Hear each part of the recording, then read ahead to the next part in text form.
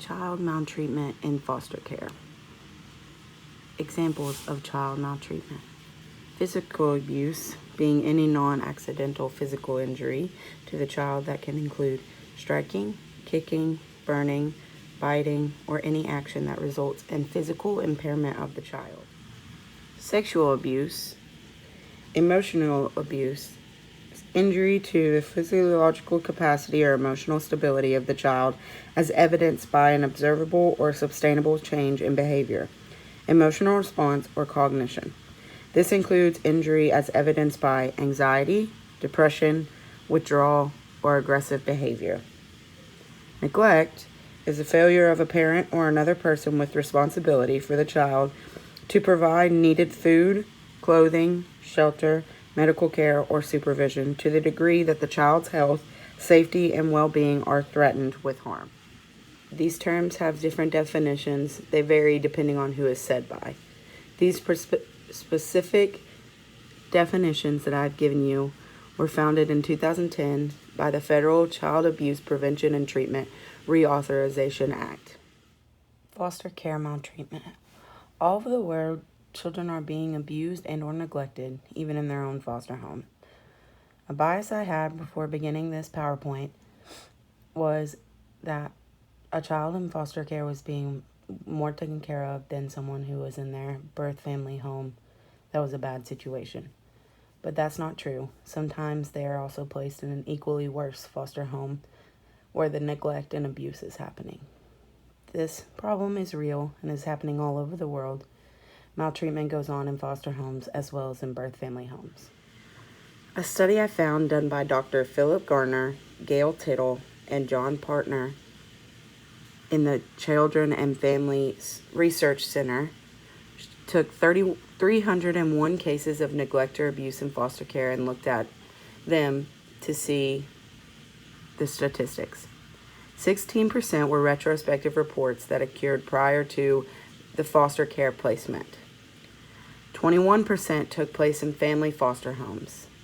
9% were in relative foster homes, and 23% were in specialized foster homes. But the reports were what placed them there and occurred prior to their placement. 68% of those retrospective cases were sexual abuse cases. 48% of those cases were the perpetrators were birth parents.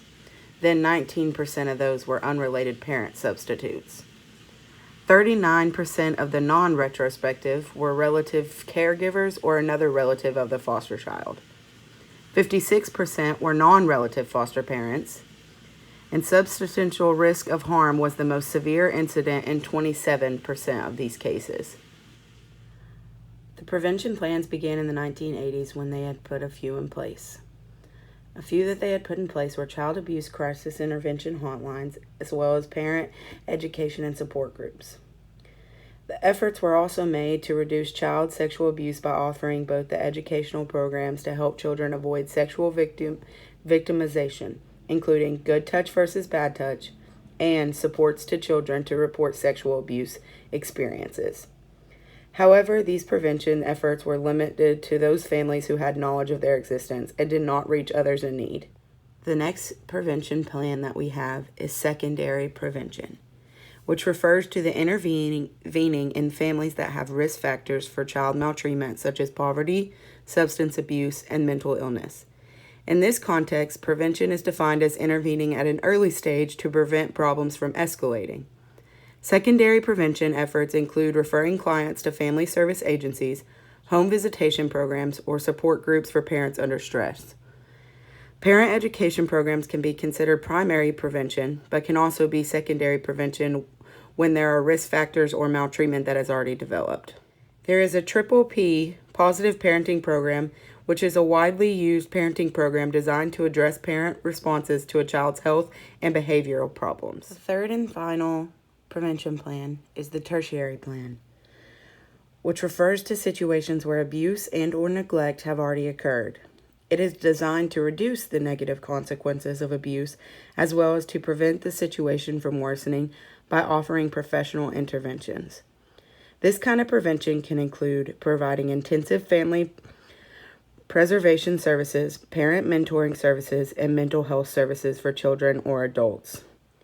Many of the child welfare programs that we've described in the book are examples of tertiary prevention.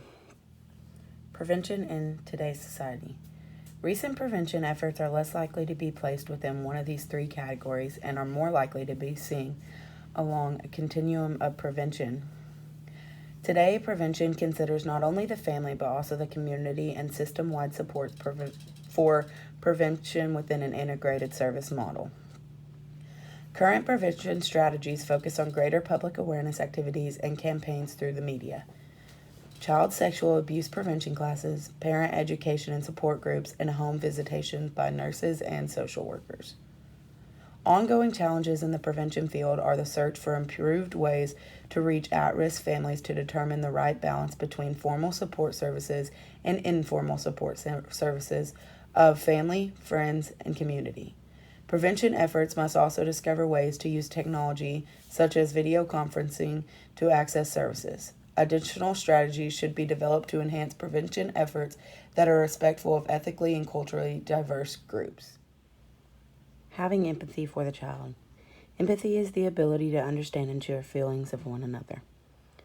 For someone who has never experienced maltreatment, like myself, it may not be easy to understand what a child is truly feeling that has been sexually abused, physically abused, emotionally abused, or even neglected. One way that we can gain empathy for the child is understanding that these things are being done to the child and the situation is nothing that they can control. The problems that are created are never the child's fault, but the perpetrator's fault. These people are doing this to the child without their consent because they are young and have no understanding. This is one way that we can create empathy, is just understanding that the child has no control over the situation. The two sources that I used for my PowerPoint was the statistical study done on child maltreatment in foster homes and the book.